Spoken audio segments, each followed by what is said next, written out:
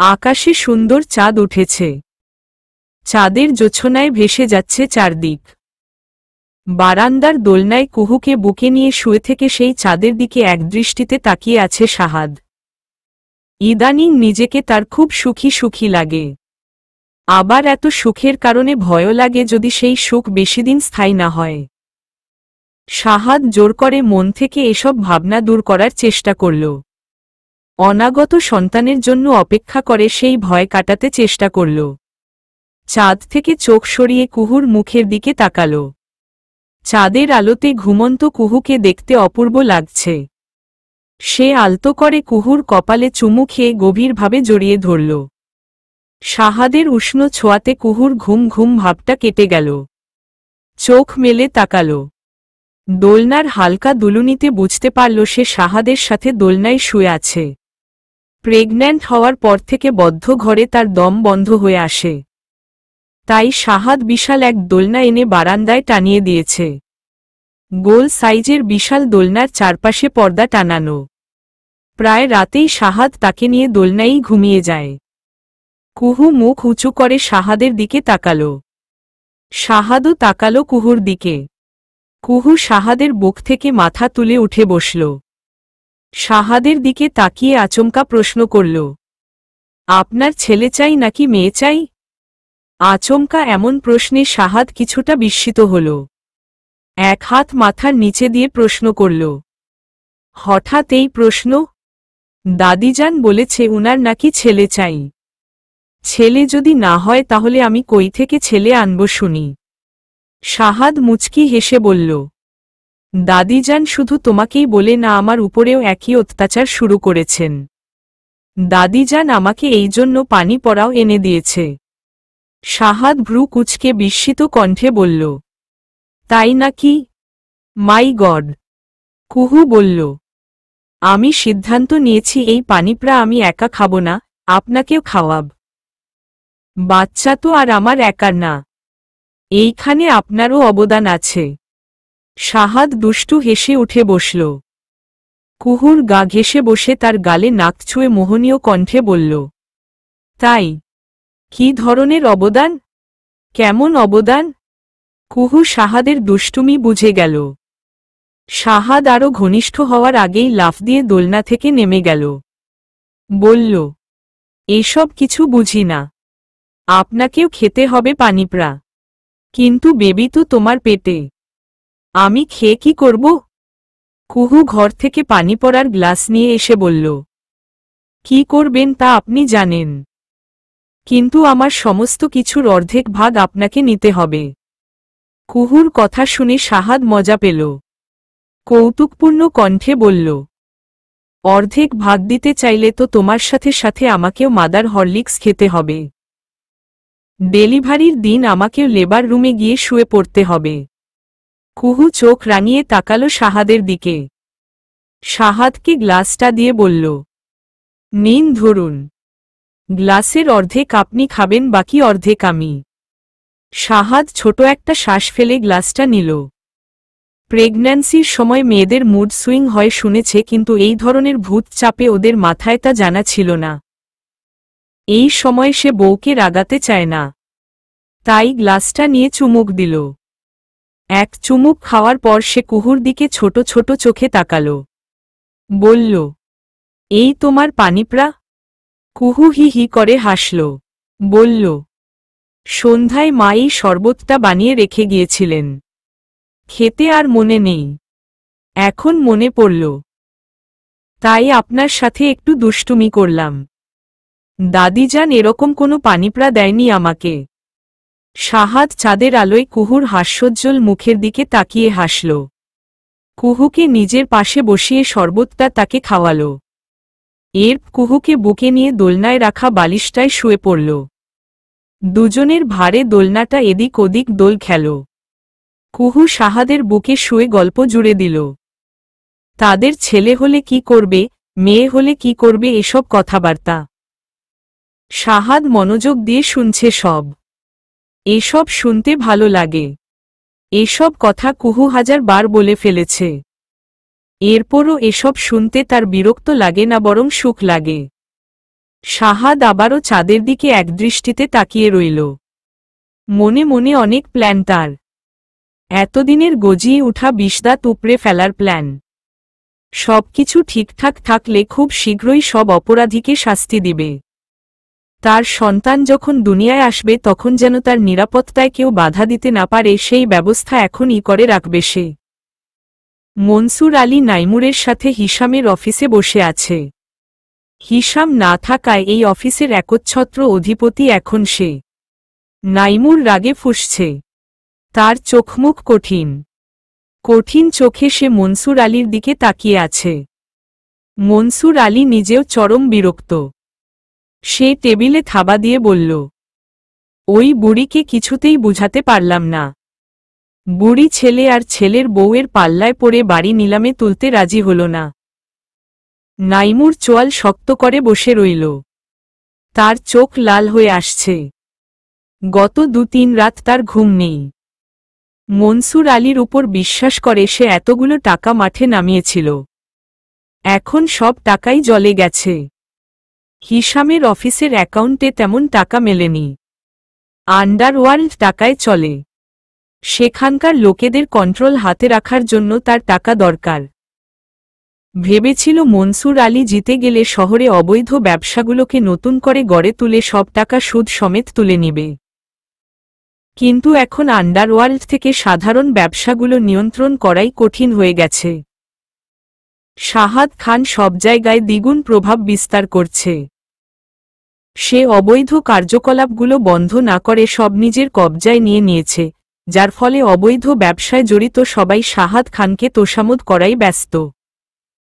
আগে যেখানে সবকিছুতে আন্ডারওয়ার্ল্ডের প্রভাব ছিল সেখানে সবকিছুতে শাহাদ খানের প্রভাব। এখন আগের মতো নাইমুরকে কেউ ভয় পাচ্ছে না। নাইমুরের মুখ দেখে মনসুর আলী কিছুটা মিয়ে গেলেন। ইনিয়ে বিনিয়ে বললেন, তোমার টাকা আমি সময়মতো পরিশোধ করে দিব নাইমুর। হিশামের কোম্পানি দেউলিয়া হয়ে গিয়েছে, নয়তো এখান থেকে কিছু। মনসুর আলীকে কথা শেষ করতে না দিয়ে নাইমুর খেকিয়ে উঠল। বলল, আমার টাকা চাই, যে কোনো মূল্যে টাকা চাই। টাকা না পেলে আমি তোকে খুন করব। এরপর তোর বাড়ি সম্পত্তি দখল করব।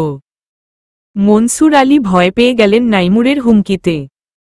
নাইমুর যেভাবে ফুঁসছে এখন কোনো কিছু বলে সান্ত্বনা দিবে যে সেটারও জো নেই। কোনো মিথ্যা কথা বলেও কাজ হবে না। মনসুর আলী একটু কঠিন স্বরে বললেন, তুমি আমায় তুই তোকারি করছো কোনো সাহসে? ভুলে গেছো আমি এখন একটা দলের সভাপতি। সামনের নির্বাচনে আমার হার ঠেকানোর সাধ্য কারো নেই। নাইমুর তেরে এসে মনসুর আলীর পাঞ্জাবির কলার চেপে ধরল। বিশ্রী একটা গালি দিয়ে বলল, সামনের নির্বাচন পর্যন্ত তুই জানে বাঁচবি কিনা দেখ। আমার টাকা না পেলে তোকে আমি খুন করব। তোকে বাঁচানোর জন্য তোর দলের কেউ আসবে না, কারণ তুই জোর করে ওই দলের সভাপতি হয়েছিস। বাকবিতণ্ডার মাঝে নাইমুরের একটা চেলা এসে হাজির হল। নাইমুরের কানে কানে কিছু কথা বলে আবার বেরিয়ে গেল। নাইমুর মনসুর আলীর কলার ছেড়ে দিয়ে চেয়ারে বসে একটা শয়তানি হাসি দিল। মনসুর আলী ভয়ে ভয়ে জানতে চাইল, কি হয়েছে? কি বলে গেল ওই ছোকরা? নাইমুর বাঁকা হেসে মনসুর আলীর দিকে তাকিয়ে বলল, তুরুপের তাস পেয়ে গেছি। হিশাম চৌধুরী অনেক চালাক। সে তার পরিবারের প্রত্যেকের নামে আলাদা আলাদা অ্যাকাউন্ট খুলে বড় অঙ্কের টাকা রেখেছে সেখানে। মনসুর আলী বলল, এই জন্যই ওই বুড়ি বাড়ি নিলামে তুলতে রাজি হল না, কারণ হিশামের চিকিৎসা চালানোর টাকা আছে ওদের কাছে। তুমি শিওর তো এই ব্যাপারে? হ্যাঁ, হাসিবের পিছনে লোক লাগিয়েছিলাম। হাসিব হিশাম চৌধুরীর সেক্রেটারিকে সাথে নিয়ে ব্যাংকে গিয়েছিল। সেখানে সে তাদের প্রত্যেকটা অ্যাকাউন্টের ব্যালেন্স চেক করেছে। মনসুর আলী টেবিলের ওপর পাশে চেয়ারে বসলেন। তার মুখ হাসি হাসি। মুখের হাসি ধরে রেখে বললেন, কত টাকা হবে সব মিলিয়ে? নাইমুর খ্যাক করে শব্দ করে হাসল। বলল, যত টাকাই হোক সব আমি নিব। তাই টাকার অ্যামাউন্ট আপনার না জানলেও চলবে। মনসুর আলী কিছুটা দমে গেলেন। জিজ্ঞেস করলেন, আমার সাহায্য ছাড়া সেই টাকা তুমি হাতে আনতে পারবে না? পারব। আমি এইবার আর কোনো ঝামেলায় যাব না, সরাসরি অ্যাকশনে যাব। হাসপাতালে হিসাম চৌধুরীর মাথায় বন্দুক ঠেকিয়ে হলেও সবার কাছ থেকে টাকা হাতিয়ে নিব। মনসুর আলী চোখ মুখ বিকৃত করে বসে রইল। নাইমুর তাতে পাত্তা দিল না। তার এখন মূল লক্ষ্য হাতে টাকা পাওয়া। টাকা হাতে না এলে আন্ডারওয়ার্ল্ডে নিজের নিয়ন্ত্রণ হারাতে হবে। আন্ডারওয়ার্ল্ডে নিয়ন্ত্রণ হারানো মানেই আজ না হয় কাল কারো হাতে খুন হতে হবে তাকে। অন্য কেউ আন্ডারওয়ার্ল্ডে রাজ করতে খুন করে সরিয়ে দিবে তাকে। তাই এই মুহূর্তে যে কোনো মূল্যে তার টাকা প্রয়োজন। মঞ্জুরা বেগম ছেলের পাশে বসে তসবিহ জপছেন আর চোখের পানি ফেলছেন। তৃপ্তি রিশামকে কোলে নিয়ে হিসামের বেডের পাশের সোফাটায় বসে আছে। তার দৃষ্টি হিসামের দিকে। এতগুলো দিন হয়ে গেল অথচ মানুষটার একটুও নড়চড় নেই। একদম প্রাণহীন জড়বস্তুর মতো শুয়ে আছে।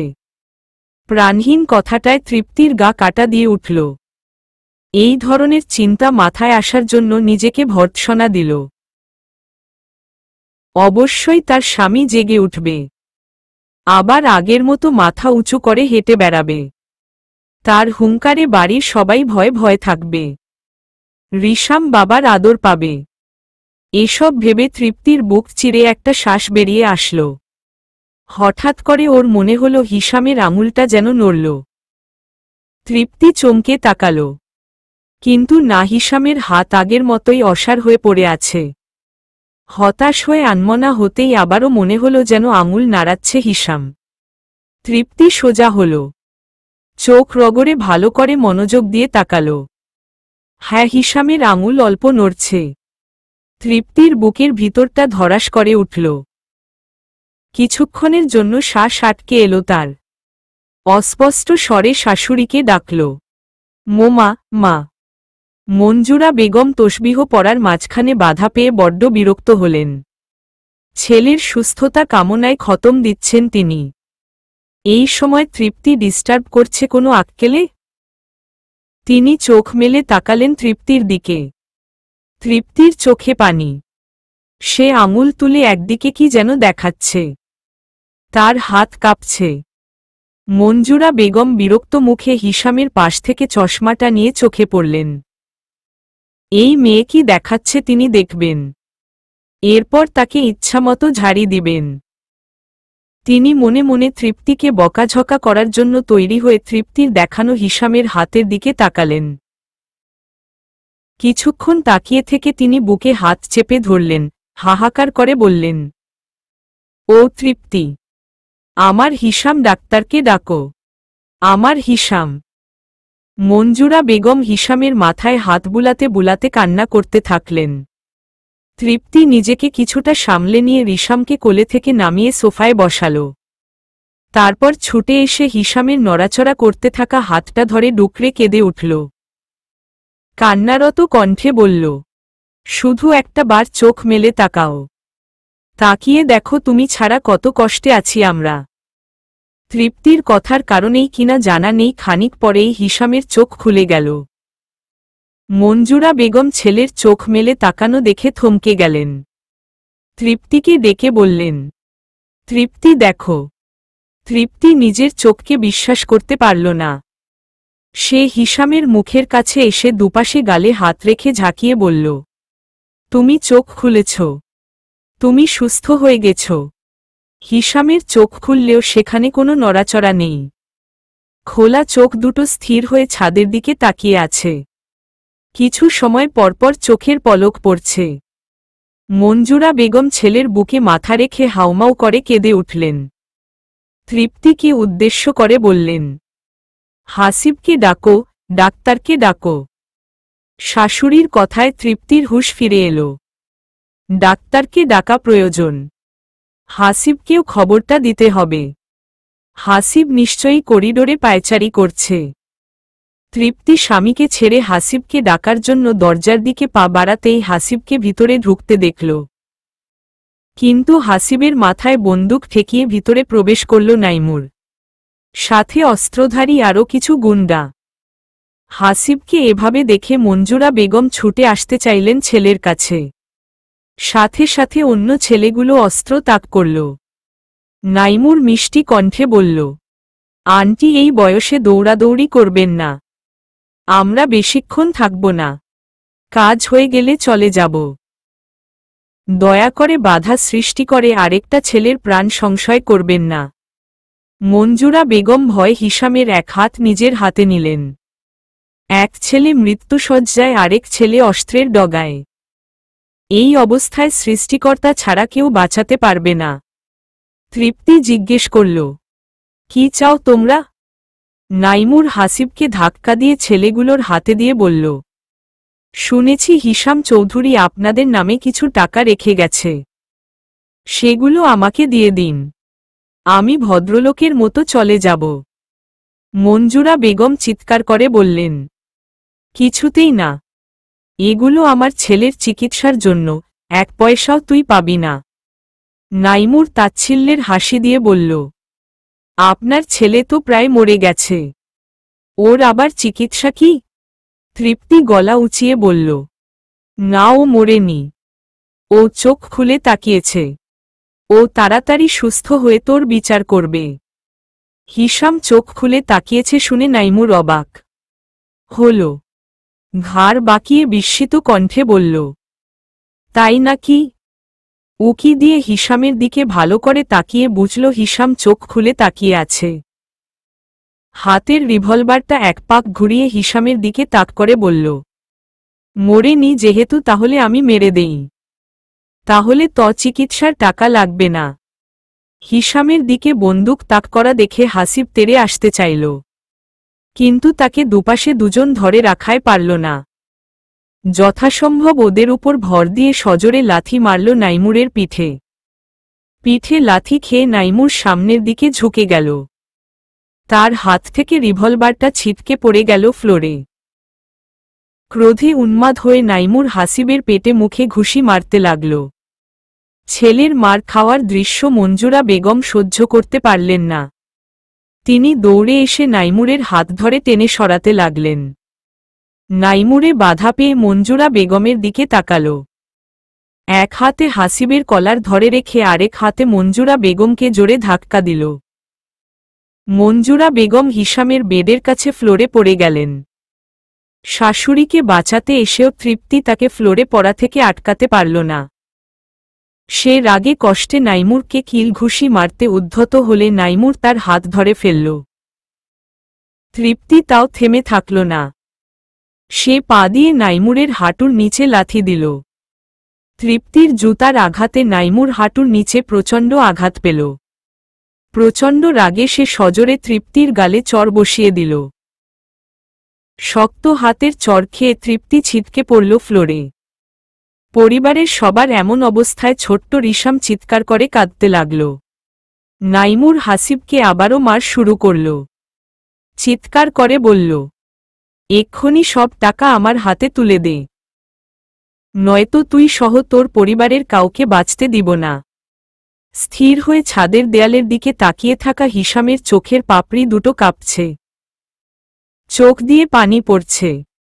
পরিবারের হাহাকার তার কানে পৌঁছাচ্ছে। ছোট্ট রিসামের কান্না তার ভেতরটা ছিঁড়ে ফেলছে।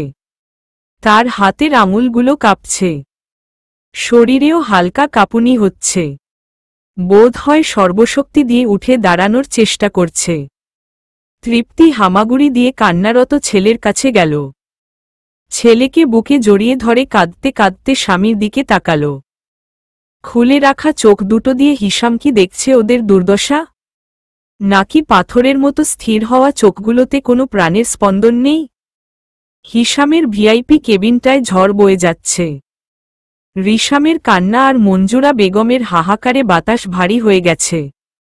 সেই সাথে যোগ হয়েছে হাসিবের মার খাওয়ার আওয়াজ। ভেতরে এত কিছু ঘটে গেলেও সাউন্ডপ্রুফ কেবিনটার বাইরে সব স্বাভাবিক। বাইরে নাইমুরের দুজন লোক করিডোরে বসে থেকে পাহারা দিচ্ছে আর খোশমেজাজে হাসি ঠাট্টা করছে। তলপেটে ঘুষির তীব্র আঘাতে হাঁটু ভেঙে পড়ে গেল হাসিব। ঠোঁট ফেটে রক্ত বের হচ্ছে তার। মুখের ভেতরেও নোনতা লাগছে। হয়তো মুখের ভেতরে গালের সাথে দাঁত লেগে কেটে গেছে। হাসিব হাঁটু ভেঙে পড়ে গেলেও নাইমুরের রাগ কমল না। সে হাসিবের চুল ধরে মাথাটা উঁচু করল।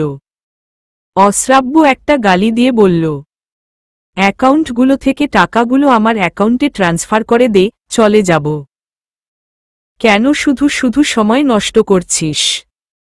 হাসিব রক্তাক্ত মুখ নিয়ে নিভু নিভু চোখে মা আর ভাবির দিকে তাকাল। দুজনেই কান্না করছে।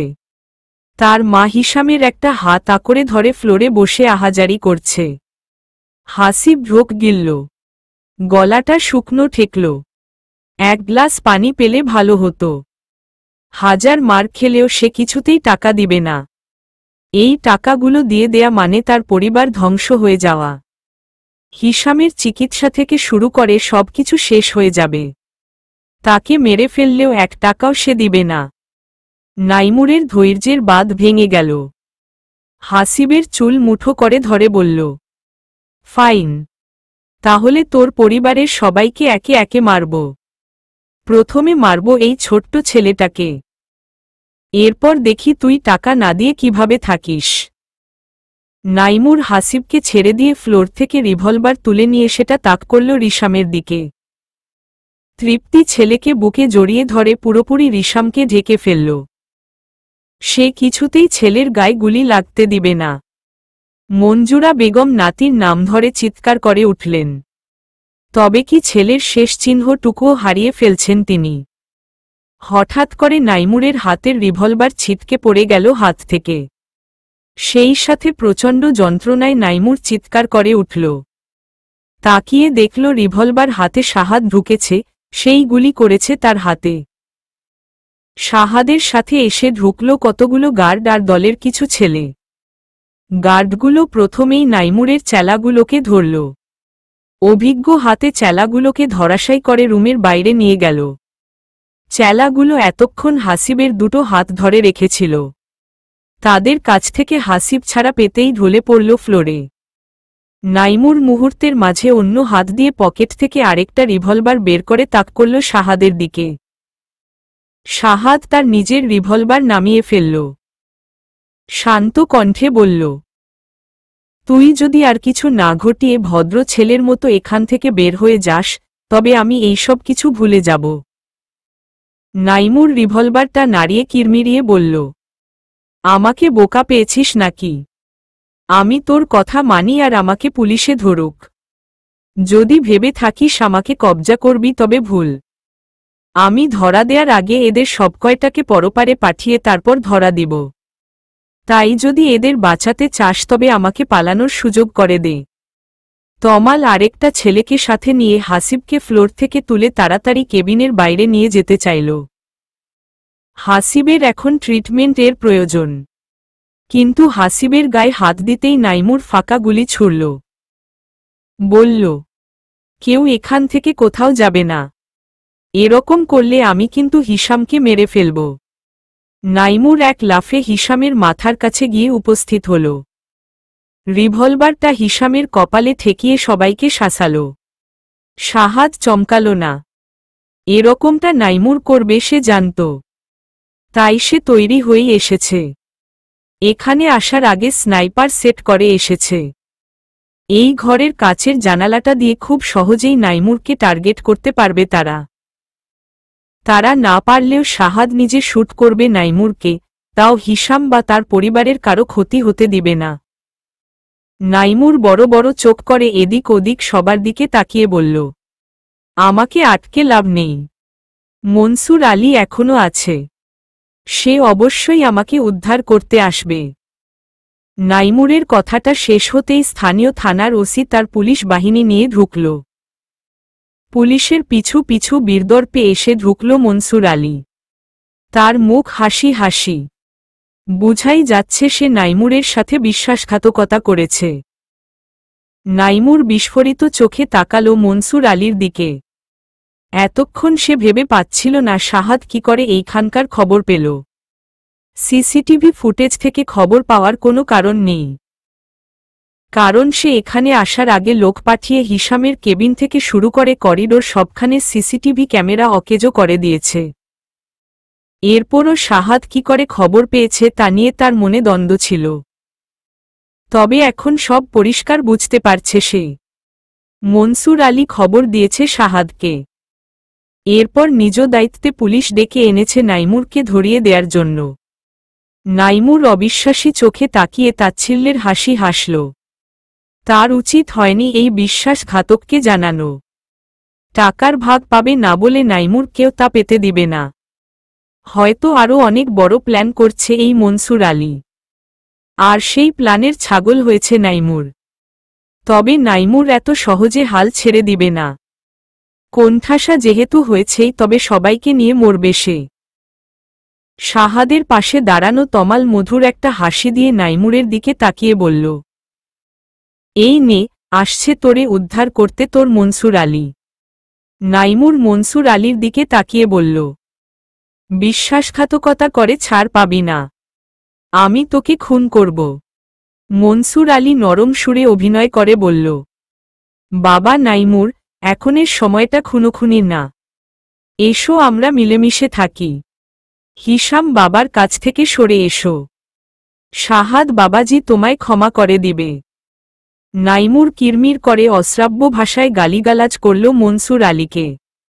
মনসুর আলী আস্তাগফিরুল্লাহ বলে জিভ কামড় দিল। শাহাদ সচেতন চোখে তাকিয়ে আছে নাইমুরের দিকে। নাইমুরের প্রতিটা পদক্ষেপ সে মেপে নিচ্ছে। সামান্য একটু সুযোগ পেলেই সে কাজে লাগাবে। নাইমুর এখনো রিভলভারটা হিশামের মাথায় ঠেসে ধরে রেখেছে। সে হুঙ্কার ছেড়ে বলল, শেষবারের মতো বলছি, আমাকে টাকাগুলো দিয়ে দে। এরপর এখান থেকে বের হওয়ার সুযোগ করে দে, নয়তো আমি একা মরব না, 1-2 জনকে মেরে তারপর মরব।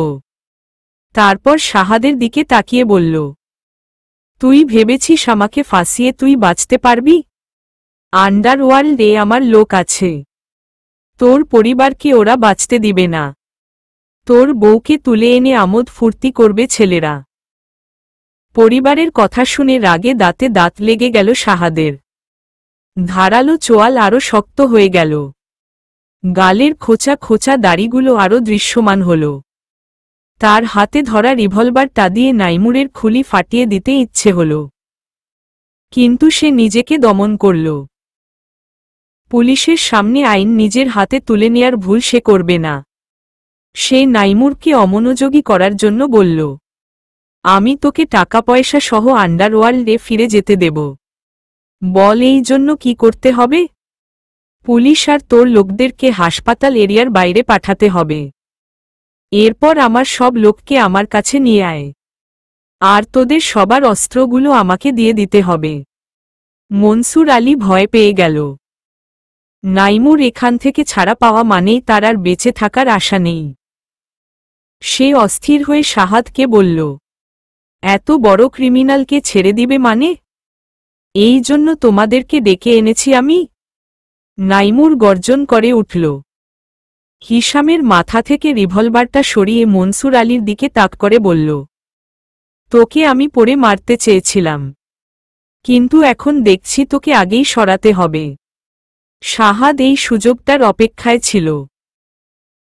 নাইমুরের রিভলভার হিশামের মাথায় ধরা নেই, তাই এখন তাকে আক্রমণ করলে হিশামের গুলি লাগার চান্স নেই। শাহাদ পাশে দাঁড়িয়ে থাকা তমালকে ইশারা করল। তমাল এক হাঁটু মাটিতে রেখে আরেক হাঁটু উঁচু করে বসে পড়ল। শাহাদ সেই হাঁটুতে পা রেখে লং জাম্প করল। নাইমুর কিছু বুঝে ওঠার আগেই শাহাদ লাফ দিয়ে নাইমুরের নাকে ঘুষি বসিয়ে দিল। এত দূর থেকে উড়ে এসে শাহাদ এমন ঘুষি দিল যে নাইমুর ছিটকে পড়ে গেল ফ্লোরে। মুহূর্তের মাঝে তমালসহ অন্যান্য ছেলেগুলো এসে নাইমুরের উপর চড়াও হল, কিন্তু নাইমুর এত সহজে বশ মানল না। সেই উঠে দাঁড়িয়ে ছেলেগুলোর সাথে লড়াই করল। শাহাদ তখন হিশামের দিকে মনোযোগ দিতে ব্যস্ত। হিশামকে চোখ খোলা অবস্থায় দেখে শাহাদ হতবাক হয়ে তাকিয়ে রইল। এই সময় নাইমুর এসে তার পিঠে লাথি দিল। শাহাদ হিশামের উপর উপর হয়ে পড়ল। হিশামের মুখে থাকা নলে টান পড়ায় তার মাথার কাছের মেশিনগুলো বিপ বিপ শব্দ করতে লাগল। নাইমুর মুহূর্তেই বুঝে ফেলল তার কি করা উচিত। সে মেশিনটার দিকে হাত বাড়াল, কিন্তু শাহাদ ক্ষিপ্র গতিতে তাকে ধরে ফেলল। এইবার আর নাইমুরকে কোনো দয়া দেখাল না, নাইমুরের তলপেটে প্রচণ্ড জোরে আঘাত করল। তীব্র আঘাত পেয়ে নাইমুর পেট ধরে উবু হয়ে গেল। ঘুষির তীব্রতায় মুখ ভর্তি বমি করে দিল। শাহাদ তাও থামল না, নিচু হয়ে থাকা নাইমুরের মুখে কান বরাবর ঘুষি দিল। পেটে তীব্র যন্ত্রণা, সেই সাথে গলা ছিঁড়ে বমি। তারপর কানের কাছে শাহাদের ঘুষি পড়েছে। এত কিছু একসাথে সামলাতে পারল না নাইমুর। সে চিত হয়ে পড়ে গেল ফ্লোরে। শাহাদের রাগ তখন আকাশ ছুঁয়েছে। এতক্ষণ নিজেকে আটকে রাখলেও এখন আর পারল না। সে নাইমুরের বুকের উপর বসে একের পর এক ঘুষি দিতে লাগল তার মুখে। নাক মুখ ফেটে রক্ত বের হতে লাগল নাইমুরের। তমালসহ অন্যান্য ছেলেরা এসে শাহাদকে ছাড়িয়ে নিতে চাইল, কিন্তু শাহাদের শরীরে যেন অসুরের শক্তি। সে তার বিগত দিনের সমস্ত রাগ উগলে দিতে চাচ্ছে নাইমুরের উপর। শেষমেশ থানার ওসি এসে শাহাদকে ছাড়িয়ে নিল। মৃতপ্রায় রক্তাক্ত নাইমুরকে গ্রেপ্তার করে দুজন কনস্টেবল ধরাধরি করে নিয়ে গেল বাইরে। শাহাদ হিশামের বেডের কাছে এসে হাঁপাতে লাগল। তার সাদা পাঞ্জাবিতে রক্তের ফোঁটা পড়েছে। হিশামের মেশিনটা এখনো বিপ বিপ করছে। সে তমালকে ডক্টর ডেকে আনতে বলল, আর দুটো ছেলেকে বলল হাসিবকে ইমার্জেন্সিতে নিয়ে যেতে। মঞ্জুরা বেগমের কাছে এসে তাকে ফ্লোর থেকে তুলে সোফায় বসাল। মঞ্জুরা বেগম এখনো ফুপিয়ে কাঁদছেন। তৃপ্তির দিকে তাকিয়ে বলল, কান্না থামান ভাবি।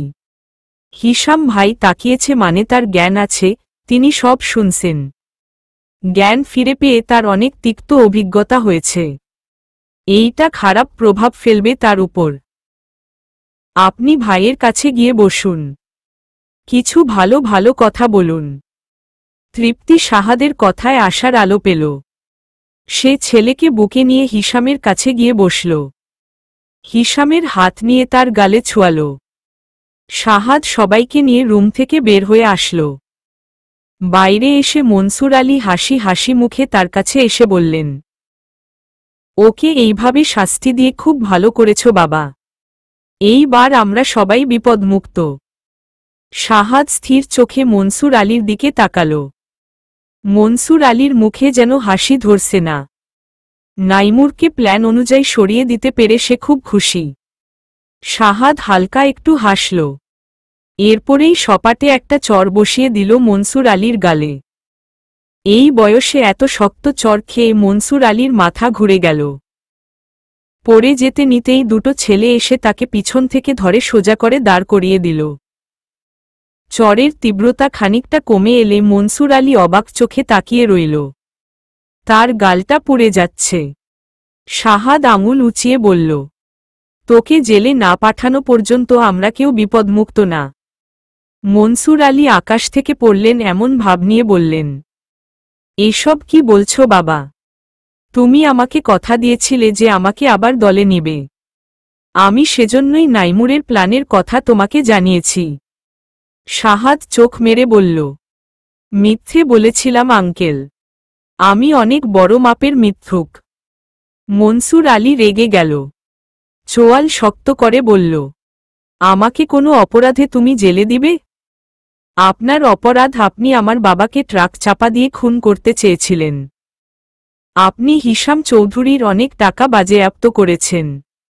নির্বাচনে ভোট জালিয়াতি করার চেষ্টা করেছেন।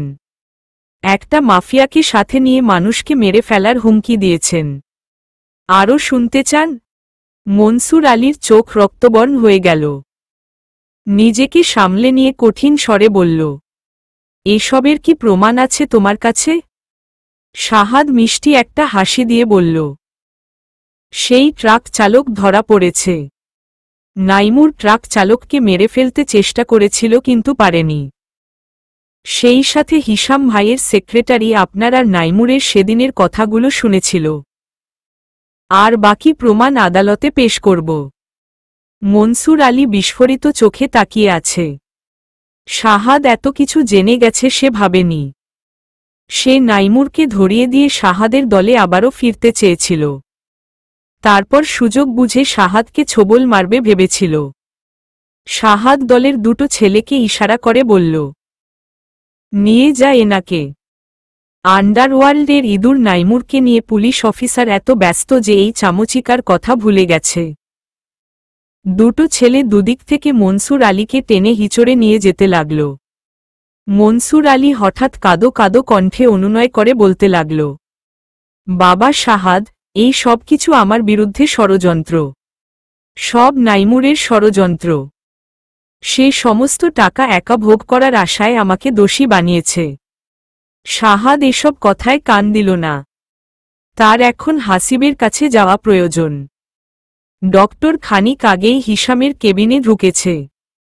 এতক্ষণে নিশ্চয়ই হিশামের জ্ঞান ফেরার বিষয়ে তারা পরীক্ষা নিরীক্ষা চালাচ্ছে।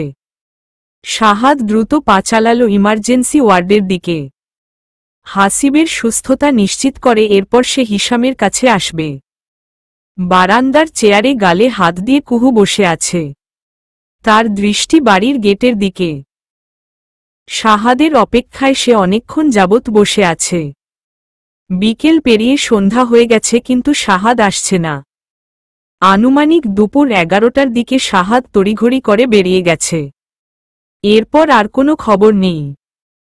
রেজিয়া সুলতানার কাছে শুনেছে শাহাদ সন্ত্রাসীর হাত থেকে হিশামের পরিবারকে বাঁচাতে গেছে। শেষ খবর পাওয়া পর্যন্ত জানতে পেরেছে হিশামের পরিবার ঠিকঠাক আছে। শাহাদ তাদের উদ্ধার করেছে। সে জানিয়েছে হিশামের পরিবারকে সাথে নিয়ে শাহাদ বাড়ি ফিরছে। সেই অপেক্ষাতেই কুহু বসে আছে বারান্দায়। শাহাদের জন্য চিন্তায় তার নাওয়া খাওয়া বন্ধ হয়ে গেছে। দুপুরে রেজিয়া সুলতানা টেনেটুনে কুহুকে খাইয়েছে। গাড়ির হর্ন শুনে কুহু মাথা উঁচু করে তাকাল। প্রথমে একটা মাইক্রোবাস ঢুকল। এরপর ঢুকল কালো রঙের প্রাইভেট কার। গাড়িটা দেখে কুহু চিনতে পারল। এটা শাহাদের গাড়ি। পিছনে আরও দুটো গাড়ি এসে ঢুকল। উত্তেজনায় কুহু দাঁড়িয়ে গেল। বুকের ভেতর থেকে ভারী একটা পাথর নেমে গেল। শাহাদকে নিয়ে বিভিন্ন আজেবাজে চিন্তা এসেছিল মনে। এসব চিন্তা আরও তাকে অস্থির করে তুলেছিল। শাহাদের গাড়ি দেখে কুহু নিচে নেমে আসল। নিচে এসে দেখল রেজিয়া সুলতানা আর জয়া বেগম সদর দরজার সামনে দাঁড়িয়ে কথা বলছেন। কুহু গিয়ে তাদের পিছনে দাঁড়াল। শাহাদ হিশামের পুরো পরিবারকে নিয়ে সদর দরজার দিকে এগিয়ে আসছে। তার কোলে রিশাম। দেখে বোঝা যাচ্ছে দুজনেরই খুব মিল হয়ে গেছে। শাহাদ অনেক খুশি রিশামকে কোলে নিয়ে। তার পিছনে তৃপ্তি মঞ্জুরা বেগমকে ধরে ধরে নিয়ে আসছেন। পিছনে একটা হুইল চেয়ারে হাসিবকে নিয়ে আসা হচ্ছে। তার মাথায় ব্যান্ডেজ। ঠোঁটের কোণে দগদগে ঘা হয়ে আছে। গালে আর চোখের চারপাশে রক্ত জমাট বেঁধে কালো হয়ে আছে। তাকে হাসপাতালে রেখে আসতে মন চায়নি শাহাদের। পরিবার ছাড়া একা থাকতে পারবে না ছেলেটা। এমনিতেই তার উপর দিয়ে অনেক ঝড় বয়ে গেছে। রেজিয়া সুলতানা সাদরে গ্রহণ করলেন সবাইকে। মঞ্জুরা বেগম একটু লজ্জিত ভঙ্গিতে খান বাড়িতে ঢুকলেন। এই বাড়ির ছেলের মৃত্যু কামনা করে গেছেন সবসময়। আজ সেই ছেলেই তার পরিবারকে বাঁচিয়েছে। শাহাদ ঘরে ঢুকে কুহুর সামনে গিয়ে দাঁড়াল। মৃদু হেসে রিশামকে দেখিয়ে বলল, দেখো কাকে নিয়ে এসেছি। হিশাম ভাইয়ের ছেলে। একদম বাবার মতো দেখতে হয়েছে। কুহু শাহাদের দিকে অভিমানী চোখে তাকিয়ে রইল। তার চোখ দুটো ছল ছল করছে। শাহাদ কুহুর চোখের ভাষা বুঝল। কুহুর গালে আলতো টোকা দিয়ে বলল, এই বাচ্চা ছেলেটার সামনে বাচ্চা মেয়েদের মতো কাঁদবে না। একদম না। শাহাদের কথা শেষ হতেই কুহুর গাল বেয়ে মুক্তোর মতো পানি গড়িয়ে পড়ল। অভিমানে ঠোঁট ফুলিয়ে বলল, এত বিপজ্জনক একটা কাজে যাওয়ার আগে একবারও কি আমাকে বলে যাওয়া যেত না? একটা বার কি নিজের একটা খবর দেয়া যেত না? শাহাদ অভিমানী কুহুর কথায় ছোট করে একটা শ্বাস ফেলল। রিশামের গালে চুমু খেয়ে বলল, মায়ের কাছে যাও, এরপর চাচ্চু তোমাকে নিয়ে খেলব। রিশাম আধো আধো কণ্ঠে বলল, প্রমিস? শাহাদ রিশামের গাল টিপে দিয়ে বলল, প্রমিস। শাহাদ রিশামকে কোল থেকে নামিয়ে দিল। তারপর কুহুর হাত ধরে তাকে টেনে নিয়ে একটু আড়ালে আসল। কুহুর গালে হাত রেখে বুড়ো আঙুল দিয়ে চোখের পানি মুছিয়ে দিল। নরম কণ্ঠে বলল, এত কিসের চিন্তা তোমার? এই সময়ে চিন্তা করে নিজের অযত্ন করছো কেন? তুমি অযথা দুশ্চিন্তা করবে বলেই তোমাকে জানাইনি। কুহু যেন আইসক্রিমের মতো গলে গেল। সে শাহাদের প্রশস্ত বুকে মাথা রাখল। পাঞ্জাবিতে নাক ঘষে বলল, আপনি দূরে থাকলে আমার খারাপ লাগে, খুব মিস করি। আপনি কাছে থাকলে। কুহু পুরোটা কথা শেষ করতে পারল না, তার আগেই বমি করে দিল। শাহাদ জলদি কুহুকে ওয়াশরুমে নিয়ে আসল। কুহু বমি করা শেষ করে বড় বড় শ্বাস ফেলল। কুহুকে বারান্দায় মুক্ত বাতাসে নিয়ে আসলো শাহাদ। একটা চেয়ারে বসিয়ে দিয়ে সে কুহুর সামনে হাঁটু গেড়ে বসল। বলল, এটা তোমার কেমন বিচার? দূরে গেলে মিস করো, আবার কাছে আসলে বমি করে আমাকে সহ ভাসিয়ে দাও।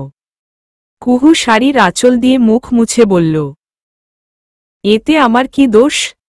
আপনার ঘামের গন্ধে আমার বমি চলে আসে, সহ্য করতে পারি না। আবার মাঝে মাঝে এই ঘামের গন্ধ পাওয়ার জন্য মাথা খারাপ হয়ে যায়। শাহাদ কুহুর পেটে হাত রাখল। জ্ঞানীর মতো মাথা নাড়িয়ে বলল, হুমম্ম। তার মানে এখানে যিনি আছেন তিনি মাঝে মাঝে তার বাবাকে দেখতে চায়, আবার মাঝে মাঝে বাবার উপর রাগে অভিমানে পেট থেকে বমি পাঠায়। তাই তো? শাহাদের বলার ভঙ্গিমায় কুহু হেসে ফেলল। হাসি হাসি মুখে বলল, ধেত, যত সব আজে বাজে কথা। কুহুর মুখে হাসি দেখে শাহাদের সারাদিনের ক্লান্তি দূর হয়ে গেল। কুহুকে নিয়ে কিছুক্ষণ বারান্দায় বসে থাকল। এরপর কুহু কিছুটা সুস্থ হয়ে এলে তাকে অন্যদের কাছে পাঠিয়ে দিয়ে নিজে চলে গেল বমি লেগে নষ্ট হয়ে যাওয়া পাঞ্জাবিটা চেঞ্জ করতে। কুলসুমা বেগমের ঘরে খাটে বসে মঞ্জুরা বেগম নীরবে চোখের পানি ফেলছেন। কুলসুমা বেগম দুহাতে মঞ্জুরা বেগমের হাত ধরে রেখেছেন। তিনি যথাসম্ভব মঞ্জুরা বেগমকে সান্ত্বনা দেওয়ার চেষ্টা করছেন। সন্তানের উপর আঘাত আসলে মায়েদের কেমন লাগে এই অভিজ্ঞতা তার নিজেরও আছে। তিনি নরম কণ্ঠে বললেন, মন খারাপ করো না। তুমি আমার বৌমাদের চেয়ে বয়সে বড় হলেও আমি তোমাকে ওদের মতোই দেখি। হিশামের বাবার সাথে এই বাড়ির বন্ধুত্বপূর্ণ সম্পর্কই ছিল। বয়সকালে আশফাকের সাথে অনেকবারই হিশামের বাবা আমাদের বাড়িতে এসেছে। বড় ভাই হিসেবে আশফাক খুব মান্য করত তাকে। এরপর কিভাবে যে বিষ ঢুকে গেল ওদের মাঝে তা জানতেও পারলাম না। শত্রুতা দিনে দিনে চরম রূপ ধারণ করল। গণ্ডগোলের সময় তৃতীয় পক্ষের কারো গুলি লেগেছিল তোমার স্বামীর, অথচ বাইরের শত্রুরা আমার নাতিকে তোমার স্বামীর খুনি বানাল। এই পর্যন্ত বলে কুলসুমা বেগম থামলেন। মঞ্জুরা বেগমের মুখের দিকে তাকিয়ে তাকে পরখ করলেন। রেজিয়া সুলতানা আর জয়া বেগম শাশুড়ির মুখ থেকে এমন কথা শুনে মুখ চাওয়াচাওয়ি করলেন। কুহু এক কোনায় বসেছিল, এই কথা শুনে সোজা হয়ে বসল। শাহাদের ব্যাপারে এই কথা সে আরও অনেকবার শুনেছে, কিন্তু সে কখনো শাহাদ কিংবা অন্য কাউকে জিজ্ঞেস করার সাহস পায়নি। সে শাহাদকে মনে প্রাণে ভালোবাসে। শাহাদ যদি এই কাজ করেও থাকে তবুও সে শাহাদকে ভালোবাসবে। শাহাদকে জিজ্ঞেস করলে শাহাদ তাকে সত্য কথাটাই বলবে। শাহাদের মুখ থেকে সে এমন কোনো কথা শুনতে চায় না যা সে সহ্য করতে পারবে না। তাই সে শাহাদকে জিজ্ঞেস করেনি কখনো। তৃপ্তি খাটের এক কোণে বসেছিল, এই কথা শুনে সে ভয়ে ভয়ে শাশুড়ির মুখের দিকে তাকাল। সে ভয় পেল মঞ্জুরা বেগম এইখানে কোনো কাণ্ড না ঘটিয়ে বসে সবার সামনে শাহাদকে নিয়ে যদি এটা সেটা বলে ফেলে তবে তো অকৃতজ্ঞতা হবে। শাশুড়ির মুখের দিকে সে একদৃষ্টিতে তাকিয়ে রইল। মঞ্জুরা বেগম মুখ তুলে কুলসুমা বেগমের দিকে তাকালেন। দৃঢ় স্বরে বললেন, আমি এতদিন শাহাদকে আমার স্বামীর মৃত্যুর জন্য দায়ী করেছি। আমার ছেলের মনে প্রতিনিয়তই শাহাদের নামে বিষ ঢেলেছি। মনে মনে খান পরিবারের ধ্বংস কামনা করেছি। কিন্তু আজকে আমার চরম দুঃসময়ে শাহাদই আমার পাশে দাঁড়িয়েছে। আমার স্বামীকে কে বা কারা খুন করেছে জানি না, তবে আমি এটা নিশ্চিত শাহাদ এই কাজ করেনি। মঞ্জুরা বেগমের মুখে এই কথা শুনে তৃপ্তি খুব সাবধানে ভেতরে আটকে থাকা শ্বাসটা বের করল। কুলসুমা বেগম সন্তুষ্ট চোখে তাকালেন মঞ্জুরা বেগমের দিকে। রেজিয়া সুলতানা ছেলের উপর থাকা এতদিনের অপবাদ দূর হয়েছে দেখে খুশি হলেন। তার চোখের কোণে অশ্রু জমল। দুই পরিবারের মিল হোক এটাই তিনি এতদিন চেয়ে এসেছিলেন। হাসিবকে যে ঘরে রাখা হয়েছে সেই ঘরের দরজার সামনে রাফা দাঁড়িয়ে আছে। দরজা খোলাই আছে, তবে পর্দা টেনে রাখার কারণে ভেতরটা দেখা যাচ্ছে না।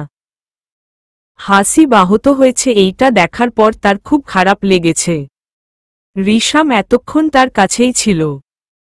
রিশামের সাথে খেলার সময় সে হাসিবের ব্যাপারে অনেক কথা জেনেছে। রিশাম বলেছে তার চাচ্চুর সবথেকে প্রিয় জিনিস হচ্ছে তার বাইক। তার চাচ্চু মিষ্টি জিনিস খেতে খুব ভালোবাসে। রাফার মুখ হাসি হাসি। তার হাতের ট্রেতে রসমালাই এর বাটি। রান্নাঘরের ফ্রিজ থেকে রসমালাই নামিয়ে নিজে হাতে বাটিতে করে নিয়ে এসেছে। রোগী দেখতে খালি হাতে আসা যায় না, আর এই বাড়ির মেয়ে হিসেবে রোগী দেখতে আসাটা তার কর্তব্য। সে নেহাত কর্তব্য পালন করতে এসেছে, তার বেশি কিছু নয়। রাফা হাত দিয়ে পর্দাটা একটু ফাঁক করল। দেখল হাসিব খাটের সাথে হেলান দিয়ে আধশোয়া হয়ে চোখ বন্ধ করে আছে। রাফা হাসল। হাসিবের যে মিষ্টি পছন্দ এতে আর কোনো সন্দেহ নেই। মিষ্টি পছন্দ না হলে কি একটা মানুষ দেখতে এত সুইট হয়? হাসিব হালকা মাথা নাড়াতেই রাফা দ্রুত পর্দা থেকে হাত সরিয়ে নিল। ফলস্বরূপ হাতের ট্রে দেয়ালের সাথে লেগে খট করে শব্দ হল। ভিতর থেকে ভেসে আসলো হাসিবের গলা, কে কে ওখানে? রাফা নাক মুখ কুঁচকে জিভ কামড় দিল। হাতে করে রসমালাই তো এনেছে, কিন্তু এটা নিয়ে ভেতরে যেতেই তার কেমন অস্বস্তি হচ্ছে। হাসিব আবারও দ্বিতীয়বার গলা চড়িয়ে ডাকল, কে ওখানে? দরকার থাকলে ভেতরে আসুন। রাফা ট্রে হাতে ভেতরে প্রবেশ করল। হাসিবের চোখে চোখ পড়তেই চোখ সরিয়ে নিল রাফা। তাড়াতাড়ি হেঁটে হাসিবের বিছানার কাছে গিয়ে দাঁড়াল। বেডসাইড টেবিলে ট্রেটা রেখে সেখান থেকে রসমালাই এর বাটিটা হাতে নিয়ে হাসিবের দিকে বাড়িয়ে বলল, নিন। হাসিব এতক্ষণ বিস্ময় নিয়ে সব দেখছিল। এইবার প্রশ্ন করল, কি নিব? বাটিটা নিবেন? হাসিব বোকার মতো রাফার দিকে তাকিয়ে প্রশ্ন করল, নিয়ে কি করব? রাফার ভ্রু কুঁচকে গেল। বিরক্ত হয়ে বলল, কি করবেন মানে? খাবেন? এটা বলেই সে হাসিবের হাতে জোর করে বাটি ধরিয়ে দিল। হাতে আঘাত থাকায় হাসিব যন্ত্রণায় শব্দ করে উঠল। রাফা চমকে গেল। ভয় ভয় নিয়ে বলল, সরি, আমি বুঝতে পারিনি। It's okay. বাটি হাতে নিয়ে দেখল বাটিতে রসমালাই। এই মেয়ে রসমালাই নিয়ে এসেছে সেটা এতক্ষণ বললেই পারত। হাসিবের আসলেই খুব মিষ্টি খেতে ইচ্ছে করছিল। সে রসমালাই দেখে খুশিই হয়েছে। রাফার দিকে তাকিয়ে বলল, থ্যাঙ্কস। রাফা গেল না। হাসিব রসমালাই খাওয়া পর্যন্ত দাঁড়িয়ে রইল। চামচ হাতে নিয়ে রসমালাইটা মুখে তুলতে বেশ কষ্ট হল হাসিবের। দুটো হাতই মুচড়ে ভেঙে দিতে চেয়েছিল নাইমুরের লোকেরা। সেই ব্যথা এখনো রয়েছে। চামচটা ধরে মুখের কাছে নিতে যেন তার সারা শরীর ব্যথায় মুষড়ে পড়ছে। রাফা হাসিবের কম্পমান হাত খেয়াল করল। হাসিবের হাতে কালো হয়ে থাকা দাগগুলোই বলে দিচ্ছে ও কতটা গুরুতর আহত। এমন অবস্থায় হাসিবের মা হয়তো তাকে মুখে তুলে খাইয়ে দিত। হাসিবের কষ্ট হচ্ছে ভেবে মনে মনে খুব ব্যথিত হল সে। হাসিব রসমালাই মুখে নিয়ে রাফার দিকে তাকিয়ে হাসল। আবারও বলল, থ্যাঙ্কস, কষ্ট করে আমার জন্য রসমালাই আনার জন্য। আমার মিষ্টির খুব ক্রেভিং হচ্ছিল। আমার মিষ্টি খুব। জানি আপনার মিষ্টি পছন্দ। রিশাম আমাকে সব বলেছে। কিছু মনে না করলে আমি আপনাকে খাইয়ে দিই? আপনার বোধ হয় কষ্ট হচ্ছে। হাসিব এই কথা শুনে অবাক হওয়ার সুযোগ পেল না। তার আগেই রাফা বিছানায় বসে বাটিটা নিজের হাতে নিয়ে হাসিবের মুখে রসমালাই পুরে দিল। হাসিব থতমত খেয়ে রসমালাই মুখে নিয়ে রাফার দিকে তাকিয়ে রইল। রাফা নিজেও নিজের কর্মকাণ্ডে চমকে গেছে। হঠাৎ করে এই কাজ সে কিভাবে করে ফেলল তা নিজেও বুঝতে পারছে না। হুঁশ ফিরতেই সে বাটিটা হাসিবের হাতে ধরিয়ে দিয়ে বিছানা থেকে উঠে দাঁড়াল। আমতা আমতা করে বলল, আপনার কষ্ট হচ্ছিল তাই খাইয়ে দিলাম। মানুষের কষ্ট আমি সহ্য করতে পারি না। এটা বলেই রাফা এক দৌড়ে রুম ছেড়ে বেরিয়ে গেল। হাসিব পুরো ঘটনায় তাজ্জব বনে গেল। মুখের রসমালাই এখনো মুখে নিয়ে দরজার দিকে তাকিয়ে ঠায় বসে রইল।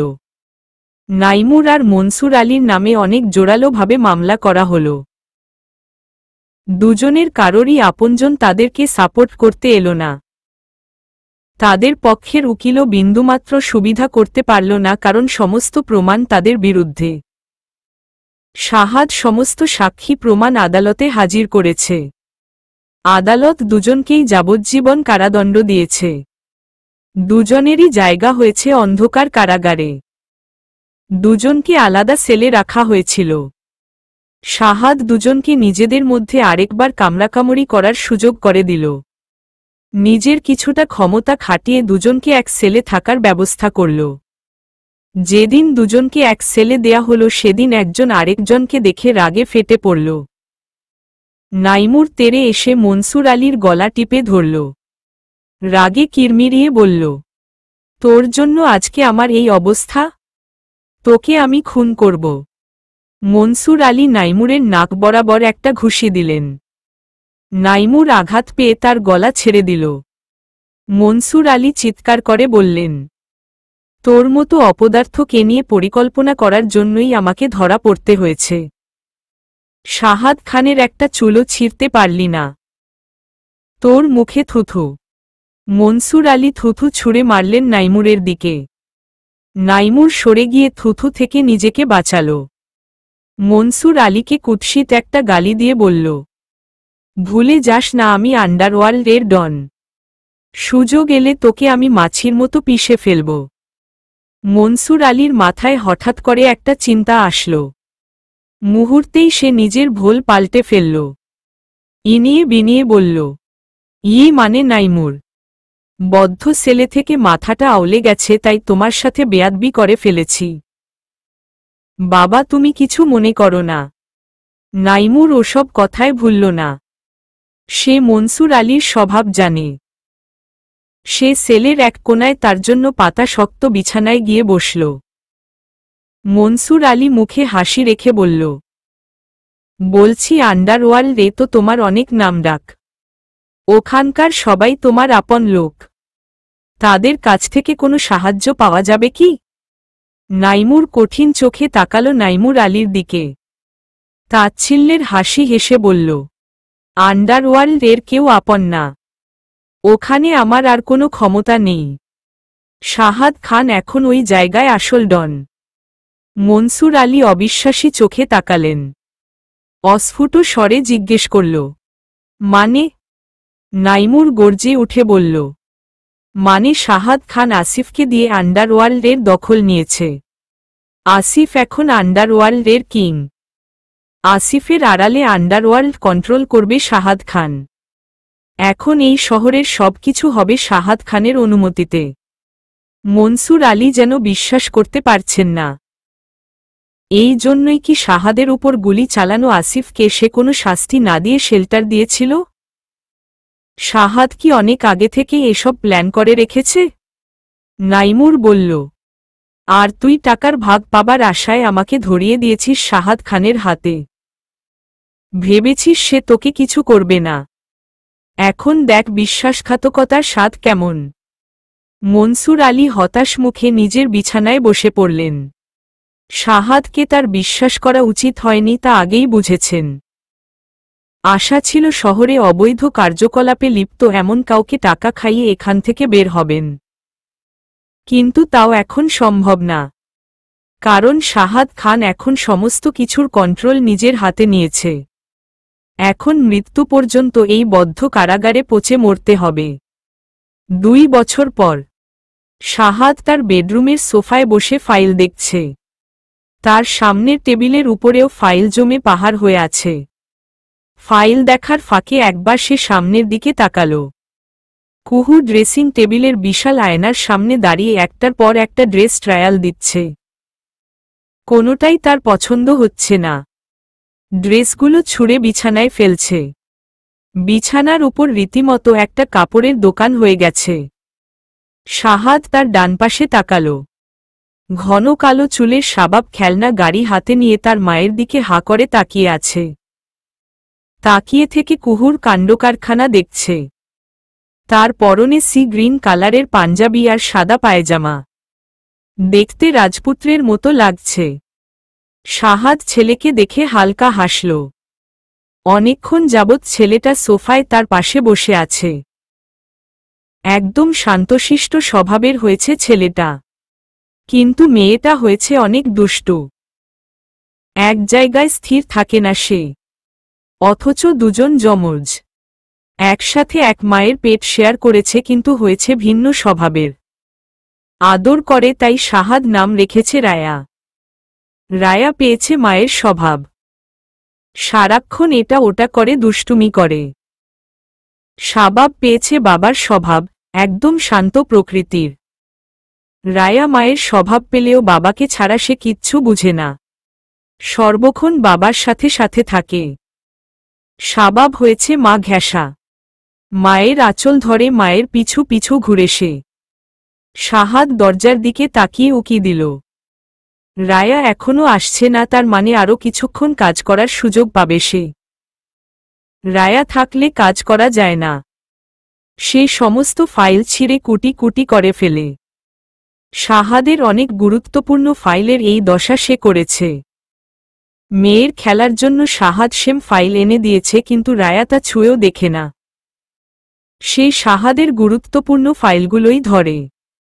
স্টাডিরুম লক করেও কাজ করবে তার জো নেই শাহাদের। বাড়িতে থাকলে বাবাকে 1 সেকেন্ডের জন্য হাতছাড়া করতে চায় না রাফা। সে চিৎকার করে কান্না জুড়ে দেয়। রায়া না থাকার এই সুযোগে শাহাদ কাজগুলো এগিয়ে রাখছে। কুহু হতাশ হয়ে শ্বাস ছেড়ে বলল, উফফ, একটা কিছু পছন্দ হচ্ছে না। আপনি একটা ড্রেস পছন্দ করে দিন না। শাহাদ কুহুর দিকে তাকালো। বেচারি ড্রেস ট্রায়াল দিতে দিতে হয়রান হয়ে গেছে। শাহাদের হাসি পেল কুহুকে দেখে। সে ফাইলটা কোল থেকে নিচে নামিয়ে উঠে কুহুর কাছে আসল। কুহুকে আয়নার দিকে ঘুরিয়ে পিছন থেকে জড়িয়ে ধরল। কুহু চোখ রাঙিয়ে শাহাদকে ছাড়াতে চাইল। বলল, কি করছেন? শাবাব দেখছে তো। শাহাদ কুহুর গালে চুমু খেয়ে বলল, শাবাব এসব বুঝবে না। ছোট্ট শাবাব সবে মাত্র হাঁটতে শিখেছে। মা বাবাকে একসাথে রোমাঞ্চ করতে দেখে সে সোফা থেকে নেমে গুটি গুটি পায়ে হেঁটে বাবা মায়ের কাছে এসে দাঁড়াল। শাহাদের পাঞ্জাবির কোনা ধরে টান দিল। ঘাড় বাঁকিয়ে উঁচু করে শাহাদের দিকে তাকিয়ে বলল, বাবা। শাহাদ মাথা নিচু করে ছেলের দিকে তাকাল। ঘাড় বাঁকিয়ে উপরের দিকে তাকিয়ে থাকার কারণে ছোট্ট শাবাব টাল হারিয়ে দুম করে ফ্লোরে বসে পড়ল। ছেলের কাণ্ডে শাহাদ চওড়া হেসে একটানে ছেলেকে কোলে তুলে উপরের দিকে ছুঁড়ে দিয়ে আবারও 2 হাতে ধরে ফেলল। ছোট্ট শাবাব খিলখিল করে হেসে উঠল। শাহাদ শাবাবের গালে শব্দ করে 2-3টা চুমু খেল। কুহুর দিকে তাকিয়ে বলল, তোমার দুষ্টু মেয়েকে নিয়ে রেডি হয়ে তাড়াতাড়ি নিচে এসো। গেস্টরা সবাই চলে আসবে। শাহাদ শাবাবকে কোলে নিয়ে নিচে নামল। পুরো বাড়ি সাজানো হয়েছে। আজ শাবাব আর রায়ার প্রথম জন্মদিন। নাতি নাতনির জন্মদিনে বিশাল আয়োজন করেছেন আশফাক খান। কোনো কিছুতেই কমতি রাখেননি। বাড়ির বাগানে খাবার খাওয়ানোর টেবিল পাতা হয়েছে। শহরের গরিব দুঃখী সবাইকেই দাওয়াত করা হয়েছে। শাহাদ নিচে নেমে রাফাকে সোফায় বসা দেখতে পেল। ভারী লেহেঙ্গা পরে ফোনে কার সাথে চ্যাটিং করছে আর হাসছে। শাহাদ রাফার মাথায় টোকা দিয়ে বলল, দাদি জানের ঘর থেকে রাকে নিয়ে ওর মায়ের কাছে দিয়ে আয়, ওর তৈরি হতে হবে। এটা বলে শাহাদ বাইরের দিকে হাঁটা দিল। কুলসুমা বেগম এত করে ছেলে চাইতেন, অথচ শাবাবের চেয়ে রাকে নিয়েই তার সময় কাটে বেশি। আর রাটাও হয়েছে এমন আধো আধো বুলিতে সে কুলসুমা বেগমের সাথে গল্প জুড়ে দেয়। কুলসুমা বেগমে পানের বাটা নিয়ে খেলতে বসে যায়। বাগানের মাঝখানে স্টেজ করা হয়েছে। সেখানে টেবিল পাতা হয়েছে। টেবিলের উপর বিশাল বড় একটা কেক। টেবিলের চারপাশে 4টা পিলার মাটিতে বসিয়ে সেখানে তাজা ফুল দিয়ে সাজানো হয়েছে। চারদিক মো মো করছে গন্ধে।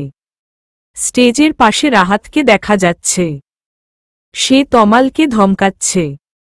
শাহাদ এগিয়ে গিয়ে রসিকতা করে বলল, দুলাভাইয়ের কি মেজাজ গরম? আমার বোন কি আজ ডোজটা বেশি দিয়েছে? রাহাত বাঁকা চোখে শাহাদের দিকে তাকাল। তমালকে এটা ওটা করতে পাঠিয়ে দিয়ে বলল, মেয়ে মানুষ বিয়ের পর ডাইনি হয়ে যায় বুঝলে। একটু মধু যদি মুখে থাকত। সকাল থেকে বলে আসছি সন্ধ্যায় অনুষ্ঠান, আমার পাঞ্জাবিটা বের করে ইস্ত্রি করে দাও। বের করেও রাখল না, ইস্ত্রিও করল না। নিজে ঠিকই সাজতেন বসে গেছে। এখন দেখো শ্বশুর বাড়িতে কুচকানো পাঞ্জাবি পরে ঘুরছি। রাহাতের পাঞ্জাবি দেখে আসলেই শাহাদের মায়া লাগল। দরদি কণ্ঠে বলল, আহা, কোনো একটা কাজের লোককে দিয়ে ইস্ত্রি করালেই পারতে। এটা করলে আমার আর বেঁচে থাকা লাগবে না। ইমোশনাল টর্চার করে আমাকে মেরে ফেলবে। বলবে আমি অনেক খারাপ বউ, যার কারণে কাজের লোককে দিয়ে পাঞ্জাবি ইস্ত্রি করিয়ে তুমি সেটা সবাইকে বুঝিয়ে দিয়েছ। শাহাদ ঠোঁট চেপে হাসল। রাহাত গরম চোখে তাকাল। কার কাছে এতক্ষণ তার দুঃখের কথা বলল? সেই বোনেরই তো ভাই, সে তো মজা নিবেই। শ্বশুর বাড়িতে এসে বউয়ের উপর রাগ দেখাবে তারও জো নেই। শ্বশুর মশাই জানতে পারলে শটগান নিয়ে গুলি টুলি করে দিতে পারে। খানিক পরেই মোয়াজ্জেম আলী, শিরিনা বেগম আর জিয়াদ এসে ঢুকল বাড়িতে। শাহাদ শ্বশুর শাশুড়িকে সালাম দিয়ে বাড়িতে নিয়ে আসল। কেক কাটার সময় হয়ে আসলেও কুহুর সাজ শেষ হল না। শাহাদ আবারও লোক পাঠালো কুহুকে ডেকে আনতে। আনিশা তার ছেলেকে কোল থেকে নামিয়ে সোফায় বসিয়ে রেখে বলল, খামোখা কেন মেয়েটাকে তাড়া দিচ্ছিস? আজ এই স্পেশাল দিনে মা মেয়েকে একটু মন ভরে সাজতেন দে। শাহাদ হতাশ হয়ে মাথা নাড়ল। মা মেয়ে সাজতেন বসলে দুনিয়া ভুলে যায়। এতদিন কুহুর এসব সহ্য করেছে মুখ বুঝে। এইবার সাথে এসে যোগ হয়েছে তার নিজের মেয়ে। মা মেয়ে দুজন একদম একে অন্যের জেরক্স কপি। আর একটু সময় পরেই কুহু আর রাকে সিঁড়ির মাথায় দেখা গেল। মা মেয়ে দুজনেই বেবি পিঙ্ক ফেরি গাউন পরে নিচে নামল। দুজনের মাথাতে ক্রাউন। শাহাদ মুগ্ধ চোখে তাকিয়ে স্ত্রী আর কন্যাকে দেখল। ঘর আলো করে রাখতে এর চেয়ে বেশি আর কি লাগে জীবনে। রেজিয়া সুলতানা কেক কাটার তাড়া দিলেন। কিন্তু শাহাদ বাদ সাধল। বলল, আর একটু অপেক্ষা করতে হবে মা। হিশাম ভাই এখনো আসেনি। আর মিনিট কয়েক পরেই হিশাম তার পুরো পরিবার নিয়ে খান বাড়িতে ঢুকল। কোমা থেকে জেগে ওঠার 2 বছর পরেও হিশাম পুরোপুরি সুস্থ হয়নি। তাকে ডক্টরের পর্যবেক্ষণে থাকতে হয়। শাহাদ হিশামকে দেখে এগিয়ে গেল। হিশাম শাহাদকে টেনে বুকে জড়িয়ে ধরল। শাহাদও বুক মিলাল হিশামের সাথে। হাসি বস্থির চোখ নিয়ে খান বাড়ির আনাচে কানাচে দৃষ্টি ফেলল। যাকে খুঁজছে তাকে পেল না। পকেট থেকে ফোনটা বের করল কল করার জন্য। তখনই দুতলার করিডোরে রেলিং ধরে দাঁড়িয়ে থাকতে দেখল আকাঙ্ক্ষিত ব্যক্তিটিকে। রাফা উপর থেকে হাসিবের দিকে ফ্লাইং কিস ছুড়ে দিল। হাসিব যতটা না মুগ্ধ হয়েছিল রাফাকে দেখে তার থেকে বেশি লজ্জা পেল এই কাণ্ডে। সে দ্রুত অন্যদিকে তাকাল। এই মেয়ে এত পাজি হয়েছে তা বলার বাইরে। রেজিয়া সুলতানা বেশ রাগ করে হিশামকে প্রশ্ন করলেন, আপাকে আনলে না কেন? তৃপ্তি হেসে জবাব দিল, মায়ের প্রেশারটা একটু বেড়েছে তাই এত কোলাহলে নিয়ে আসেনি। মঞ্জুরা বেগম না আসায় রেজিয়া সুলতানার বড্ড মন খারাপ হল। ভেবেছিল একসাথে মিলে একটু সুখ দুঃখের গল্প করবে, তা আর হল কই। হই হুল্লোড়ের মাঝে শাবাব আর রায়ার কেক কাটা হল। পুরো খান বাড়িতে আলোর রোশনাই যেন দ্বিগুণ বেড়ে গেল। কেকের প্লেট হাতে আশফাক খান মুয়াজ্জেম সাহেবের পাশে বসলেন।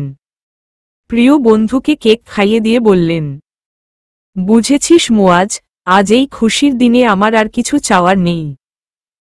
দোয়া করি আল্লাহ যেন ওদের নেক হায়াত দান করে, সারা জীবন যেন এইভাবেই হাসি খুশি থাকে। মুয়াজ্জেম হোসেন রুমাল দিয়ে চোখ মুছলেন। মেয়ের জন্য এমন সুখের স্বপ্নই তিনি দেখতেন। সবসময় চাইতেন মেয়ে যেন মহাসুখে সংসার করে। আজ চোখের সামনে মেয়ের সুখ দেখে তার বুকটা ভরে গেছে। অনুষ্ঠানের এক পর্যায়ে খান বাড়ির বিশাল ড্রয়িং রুমে সবাই বসে আলোচনায় ব্যস্ত। হিশামের পাশে শাহাদ রাকে কোলে নিয়ে বসল।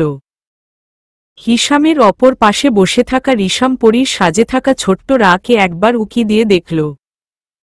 রায়ার হাতে বর্ষর একটা মেয়ে পুতুল দেখে বাবার কাছে কানে কানে বলল, তারও এরকম বড় পুতুল চাই, তবে সেটা ছেলে পুতুল হতে হবে।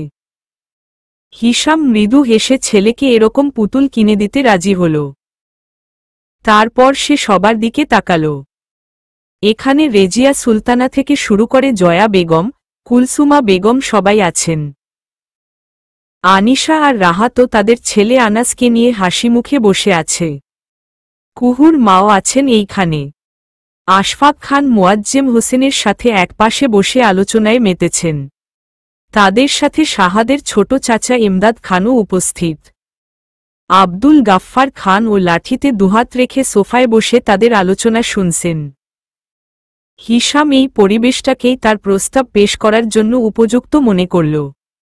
পাশে বসা তৃপ্তির দিকে তাকাল। ইশারায় জানতে চাইল হাসিব কোথায়। তৃপ্তি নিচু স্বরে বলল, বাগানে বোধ হয়। হিশাম গলা ঝেড়ে সবাইকে উদ্দেশ্য করে বলল, আমি একটা প্রস্তাব পেশ করতে চাই। সবার দৃষ্টি ঘুরে গেল হিশামের দিকে। হিশাম সবার দিকে দৃষ্টি ঘুরিয়ে এনে বলল, আমি চাই আমাদের পারিবারিক বন্ধনটা দৃঢ় হোক, যাতে আর কোনো বহিঃশত্রু আমাদের মাঝে শত্রুতা সৃষ্টি করতে না পারে। আর বন্ধনটা দৃঢ় করতে দুই পরিবারের মাঝে ছেলেমেয়ের বিয়ে দেয়া প্রয়োজন।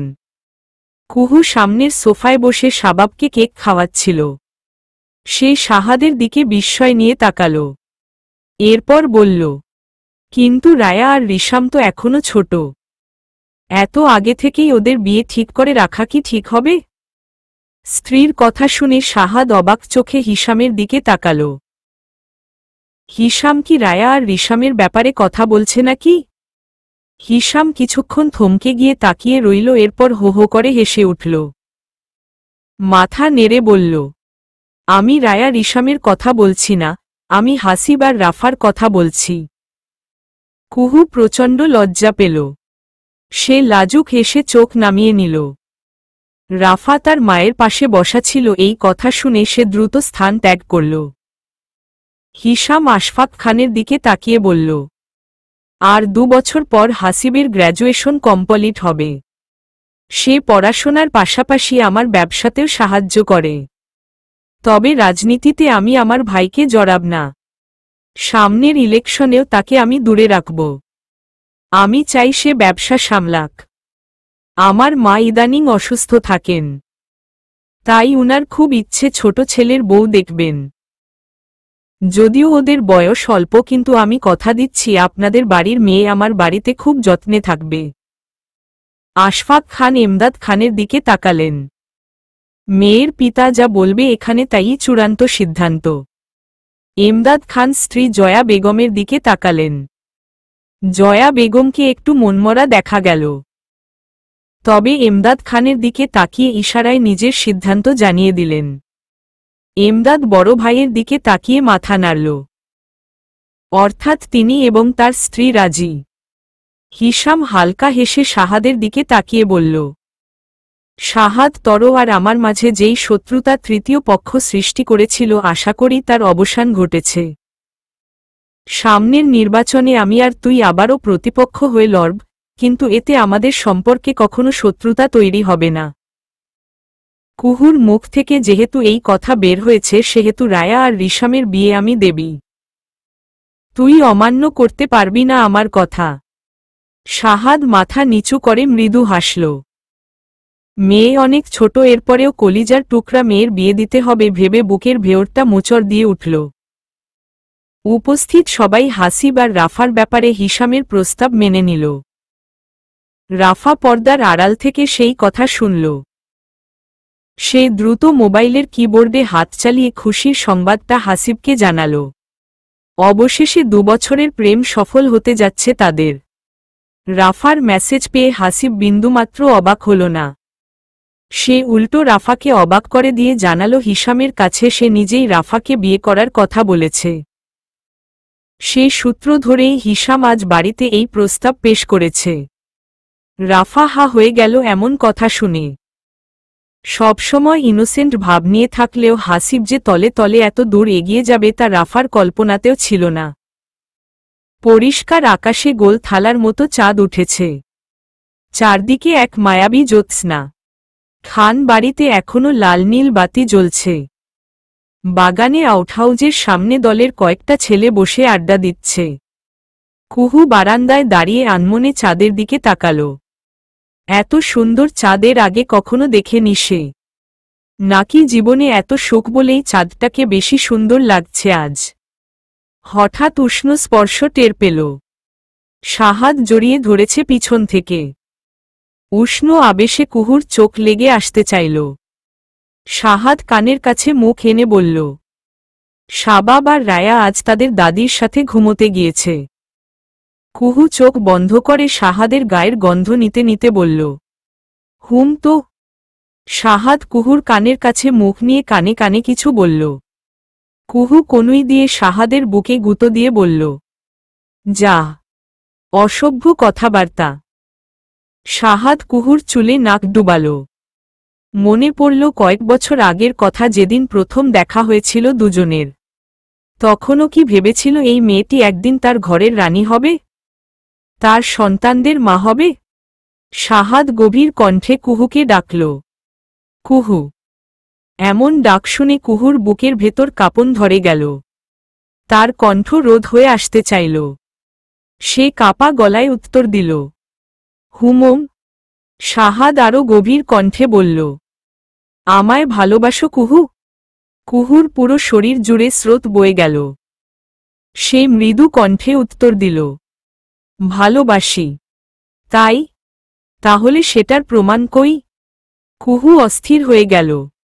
কি এমন প্রমাণ চায় শাহাদ? এত বছর পরেও কি কুহুর ভালোবাসা নিয়ে তার মনে সন্দেহ আছে? সন্দেহ থাকলে কুহু যে কোনো প্রমাণ দিতে রাজি আছে। সে প্রশ্ন করল, কি প্রমাণ? শাহাদ দুষ্টু হাসল। কুহুর কানের কাছে মুখ নিয়ে আগের অসভ্য কথাগুলো পুনরায় বলল। কুহু গাল ফুলিয়ে তাকাল শাহাদের দিকে। শাহাদ ঠোঁট কামড়ে হাসছে। কুহু প্রমাণ দেয়ার কথা শুনে অস্থির হয়ে গিয়েছিল, আর এই লোক কিনা মজা করছে তার সাথে। সে জোর দিয়ে বলল, না, একদম না। শাহাদ কণ্ঠ অসহায় করে বলল, প্লিজ হুকু। কুহু গরম চোখে তাকাল। শাহাদের বুকে ঘুষি মারতে উদ্ধত হল। শাহাদ শক্ত হাতে কুহুর হাত ধরে ফেলল। তারপর একটানে কোলে তুলে নিল কুহুকে। কুহু হাত পা ছোড়াছুড়ি করতে লাগল। তবে এতে শাহাদের কিছু যায় আসে না। তার রানীকে পোষ মানানোর মন্ত্র তার জানা আছে। সে কুহুকে নিয়ে ঘরে ঢুকে গেল। খানিক পরেই লাইট অফ হয়ে গেল। আকাশে থাকা চাঁদটা যেন তার জোছনার আলো আরেকটু বাড়িয়ে দিল। সেই জোছনার আলো এনে ফেলল কুহু আর সাহাদের বারান্দায়। জোছনার আলো যেন বারান্দার দরজা দিয়ে কিছুটা হলেও কুহু আর সাহাদের অন্ধকার ঘরে প্রবেশ করে তাদের ভালোবাসার মুহূর্তটা আরও দ্বিগুণ প্রেমময় করে দেয়। তারই ক্ষুদ্র প্রচেষ্টা চালালো চাঁদটা। এই ভরা জোছনাও যেন প্রাণপণ চেষ্টা করছে এই যুগলের প্রেমের সাক্ষী হয়ে থাকতে। সমাপ্ত।